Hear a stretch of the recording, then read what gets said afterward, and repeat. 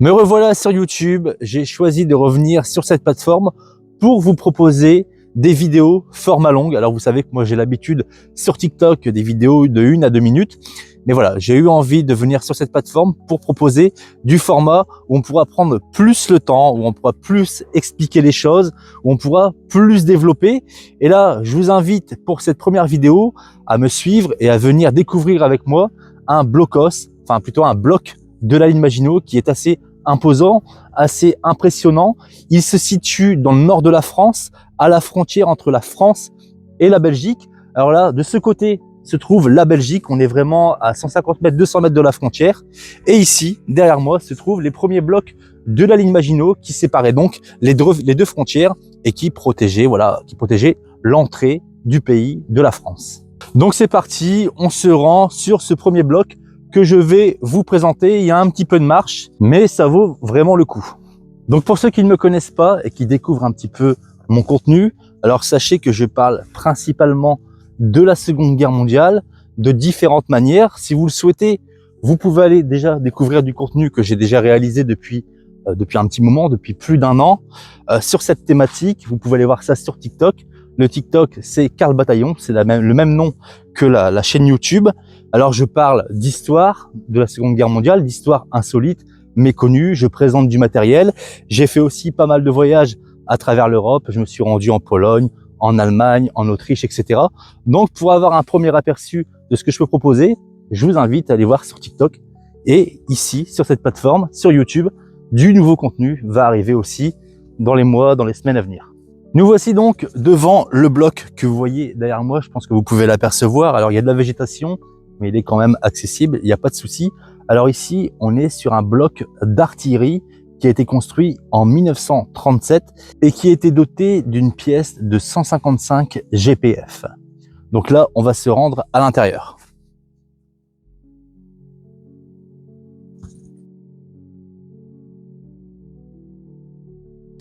Alors ici, vous pouvez retrouver ce qui était l'entrée du canon et ici, à ma gauche, ce qui était l'entrée du personnel. Donc quand je dis le personnel, c'est bien évidemment les soldats qui étaient affectés à ce bloc. Alors maintenant, on va rentrer et on va tomber directement sur la chambre de tir.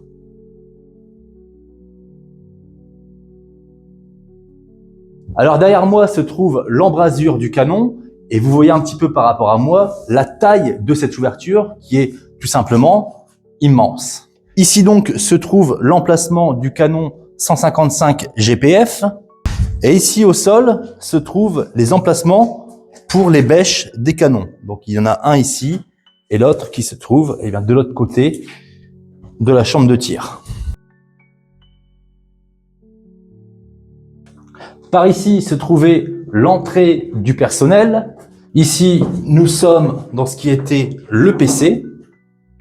Alors ici, je ne sais pas si vous arriverez à le distinguer, je pense que oui, mais on peut distinguer l'emblème de la ligne Maginot avec ce qui était ici un bloc et juste là la forme du canon où il était inscrit « On ne passe pas ».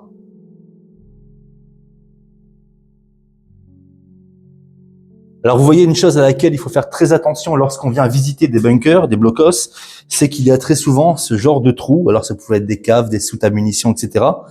Et voilà. Parfois, là, celle-ci, on la voit bien. Voilà, elle est sous nos yeux. Mais parfois, il peut arriver, comme derrière moi, dans des zones qui sont beaucoup plus sombres, où on ne voit pas forcément et on aurait vite fait d'avoir un accident. Donc, si vous visitez des blocs, faites bien attention à ce qui se trouve au sol. On continue. Alors ici, d'après mes informations, vous n'y verrez pas grand-chose, mais c'est ce qui était les locales à fusée d'un côté et locales à gargousse de l'autre. On va tenter de vous montrer un petit peu plus, mais voilà, comme vous voyez, ce ne sera pas évident avec le fait qu'il fasse sombre.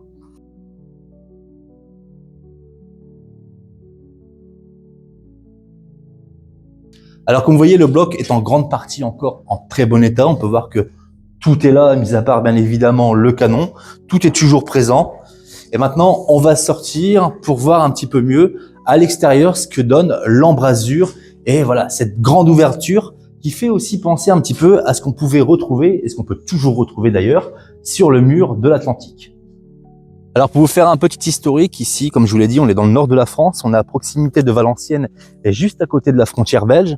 Et dans cette zone, en 1940, il y a eu de très gros combats, une très grosse bataille entre soldats français bien évidemment et soldats allemands. Une grosse bataille qui a duré plus d'une semaine et qui a vraiment marqué pour toujours le nord de la France et cette zone du Valenciennois. C'était ce qu'on a appelé la bataille de l'Escaut. Me voici à l'extérieur du bloc, devant l'embrasure. Alors je vous ai fait la vue intérieure, maintenant je vous fais la vue extérieure et vous pouvez constater encore une fois la taille, la grandeur de cette embrasure qui était équipée d'un canon de 155 GPF, donc un canon quand même très puissant, qui était capable de tirer vers la Belgique. Et son emplacement se trouvait donc ici. C'est une structure qui est, je trouve, très impressionnante, très intéressante, et que je souhaitais vous faire découvrir en vidéo. Et d'autres découvertes de ce genre concernant la ligne Maginot arriveront prochainement sur la chaîne. Alors on va pas parler que de ligne Maginot, je préfère vous le dire tout de suite. Mais voilà, ça va être du contenu assez diversifié, assez varié, et la ligne Maginot en fera partie. Donc voilà, cette vidéo, c'était un petit peu pour remettre le pied à l'étrier, pour revenir sur YouTube. Comme je vous l'ai dit, cette vidéo en annonce d'autres choses vont arriver avec du contenu très diversifié et très varié. Donc si cette première vidéo vous a plu, enfin si ce retour vous a plu, n'hésitez pas à vous abonner et à me rejoindre aussi sur Instagram et sur TikTok. Je vous dis à très bientôt.